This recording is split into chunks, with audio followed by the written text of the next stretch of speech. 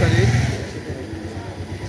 জামালপুর জেলা বিএনপির ত্রিবার্ষিক সম্মেলন অনুষ্ঠিত হবে। সেই সম্মেলনে প্রধান অতিথি হিসেবে বিএনপির ভারপ্রাপ্ত চেয়ারম্যান আগামী দিনের রাষ্ট্রনায়ক জনাব তারেক রহমান প্রধান অতিথি হিসেবে বক্তব্য রাখবেন।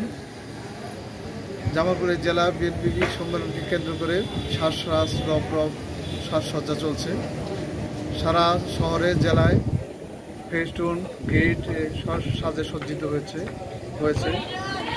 প্যান্ডেলের কাজ সমাপ্ত হয়েছে।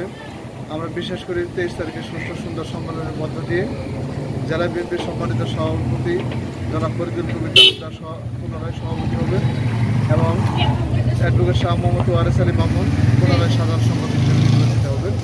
আমরা বিশ্বাস করি শামীম ভাই এবং মামুন ভাইয়ের নেতৃত্বে আগামী দিনে জামালপুর জেলা বিএনপি ঐক্যবদ্ধ থেকে জামালপুর জেলা বিএনপি আগামী 23শে আগস্ট জামালপুর জেলা বিএনপির সম্মেলন। এই সম্মেলনকে সামনে রেখে আমরা জামালপুর জেলার বিএনপির সকল পর্যায়ের নেতৃবৃন্দ ঐক্যবদ্ধভাবে দীর্ঘদিন যাবৎ কাজ করে যাচ্ছি এবং আমরা আশা করছি আগামী 23 তারিখ এই যে সম্মেলন অনুষ্ঠিত হবে বাংলাদেশের মধ্যে একটি ঐতিহাসিক সম্মেলন আমরা উপহার দিতে পারব। আগামী 23 তারিখে এই সম্মেলনে কমপক্ষে 50,000 বিএনপি নেতাকর্মী নিয়ে আমরা উপস্থিত হব এবং সেই নির্বাচনে আমরা জামালপুর জেলার 7টি থানা এবং 8টি পৌরসভার কাউন্সিলর করা হয়েছে।